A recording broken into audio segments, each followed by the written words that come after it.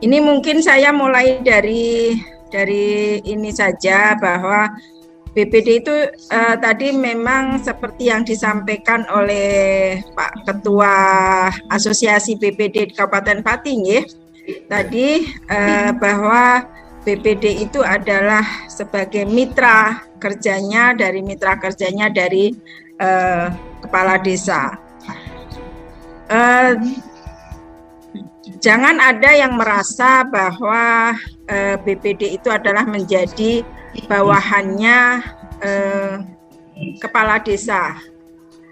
Jangan ada yang merasa bahwa BPD itu menjadi atasannya kepala desa. Kepala desa dan BPD itu adalah mitra kerja, dalam hal ini adalah sejajar, seiring dan sejalan. Nah, ini yang perlu dipahami dulu. Jadi memang kedudukannya adalah sejajar dan sebagai mitra kerja. Nah, bagaimana kedudukan di BPD ini sebenarnya? BPD itu adalah bukan sebagai penyelenggara pemerintahan desa, tapi mempunyai fungsi penyelenggara pemerintahan desa. Kenapa dinamakan mempunyai fungsi penyelenggara pemerintahan desa? Karena di sini ada tusi BPD. Fungsi BPD itu salah satunya adalah di sini ada 3, yaitu membahas dan menyepakati rancangan peraturan bersama kepala desa, menampung dan menyalurkan aspirasi masyarakat, dan mengawasi kinerja kepala desa. Nah, yang dimaksud melaksanakan fungsi penyelenggaraan pemerintahan desa adalah membahas dan menyepakati ini. Tidak ada perdes yang bisa berjalan tanpa dibahas dan disepakati antara BPD dan kepala desa. Nah, ini nih yang memang mari sama-sama kita dudukkan bahwa memang semua di desa itu tidak hanya kepala desa saja yang bisa berjalan di desa itu. Perdes-perdes itu semuanya harus sepengetahuan dan dibahas bersama, disepakati oleh BPD. Nah, ini yang pertama. Kemudian menampung dan menyalurkan aspirasi masyarakat, mengawasi kinerja kepala desa. Nah, pengawasan kinerja kepala desa. Banyak yang kemarin saya juga menerima audiensi dari BPD ini. Izin Pak Koca memberikan info sedikit saja bahwa di Indonesia ini sudah ada berdiri namanya asosiasi BPD itu yang sepengetahuan saya itu ada 3, yaitu ada APEDNAS, ada PAPSI, dan satu lagi APEPSI kalau tidak salah. Jadi itu semuanya asosiasi wadah dari BPD. Nah, yang kemarin hari Selasa saya menerima APEDNAS dari Provinsi Kalimantan Barat. Banyak yang menyampaikan bahwa mereka sudah menjadi BPD. Ada yang 2 periode, ada yang baru 1 periode. Saya tanya karena ada yang menanyakan, boleh tidak BPD itu memegang APBDes? Nah, katanya dia dengar katanya tidak boleh. Nah, saya balik bertanya, APBDes itu disahkan dengan apa? Dengan Perdes. Perdes itu disahkan, dibahas dengan siapa? Perdes itu dibahas dan disepakati antara BPD dan kepala desa. Nah, dari situ saja aliran kita kalau membuka benangnya, berarti kan sebelum dibahas dan disepakati mereka kan sudah tahu bentuknya APBDes, ran APBDes. Sampai di kedalamannya dikulitin satu persatu. Nah, itulah dibahas bersama. Nah, ini yang mungkin kadang menjadi miss bahwa BPD tidak berhak melihat RAB, tidak boleh melihat APBDes. Nah, ini yang istilahnya salah kaprah ya, karena memang bagaimana dia tidak melihat, karena memang ini dibahas bersama itu. Nah, Ini kemudian ada tugas BPD menggali, menampung, mengelola, menyalurkan aspirasi masyarakat, menyelenggarakan musyawarah BPD, menyelenggarakan musdes, menyelenggarakan musdes khusus Pilkades. Nah, mungkin ini yang dari poin 1 sampai dengan poin 14 saya nggak perlu baca semuanya, nanti agak kelamaan dan mungkin Bapak Ibu juga jadi bosan. Bisa nanti saya share ini materi ini. Nah, ini kadang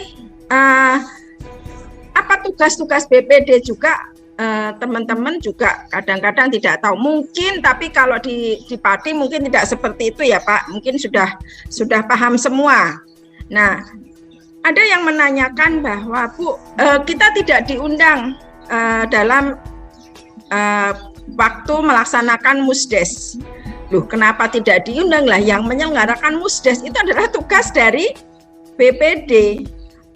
Nah, ini yang kadang-kadang BPD sendiri tidak tahu apa sebenarnya tugas pokok fungsinya.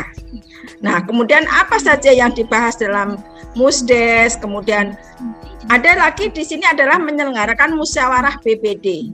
Jadi kalau musyawarah musdes itu adalah dibahas dengan kepala desa, yang menyelenggarakan adalah BPD, difasilitasi oleh pemerintahan desa, difasilitasi dalam hal ini adalah pembiayaannya ya, pembiayaannya. Nah, ini dengan unsur-unsur masyarakat itu di musdes. Kemudian musyawarah BPD.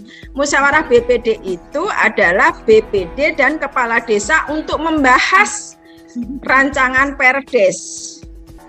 Nah, nanti ada juga nanti di situ adalah musyawarah intern BPD. Nah, ini yang ada kekhususan kalau intern BPD berarti memang khusus BPD gitu. Sebelum disahkan mungkin bisa dibahas dulu di intern BPD. Nah, ini yang tadi Pak Koco tanyakan, isu-isu kritis di BPD sekarang ini. Penguatan kompetensi dalam melaksanakan tugas pokok fungsi di Permendagri 110 2016 ini masih belum pas di BPD itu sendiri. Penguatannya, kemudian pemahaman tentang proses perencanaan pembangunan desa di Permendagri 114 dan tentang pengolahan keuangan desa itu juga masih belum clear di teman-teman. Kemudian bagaimana mekanisme penyusunan perdes. Nah, ini kan memang kalau BPD mau tidak mau, suka tidak suka harus paham bagaimana penyusunan perdes. Karena itulah tugasnya nanti. Karena membahas, menyepakati itu ada di tugas fungsinya BPD.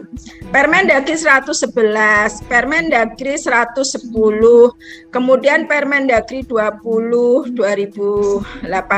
Ini semuanya harus benar-benar dipahami. Kemudian juga Permendagri 114 2015. Mungkin saya informasikan sekarang ini kami sedang membahas juga revisi Permendagri 114 ini menyesuaikan dengan kondisi yang ada di masyarakat dan menyesuaikan dengan Permendagri 20 yang dimana kalau di bidang-bidang di Permendagri 114 masih baru ada 4 bidang, kemudian di Permendagri 20 tentang pengelolaan keuangan desa sudah ada 5 bidang. Nah, ini yang kita sesuaikan. Kemudian hal-hal lain teknis yang memang mau nggak mau harus kita atur lagi di dalam Permendagri 114 ini sedang kita bahas bersama untuk revisinya. Mudah-mudahan di 2022 ini sudah bisa kita sahkan. Nah, ini ada hak BPD, kemudian kewajiban BPD. Nah, di sini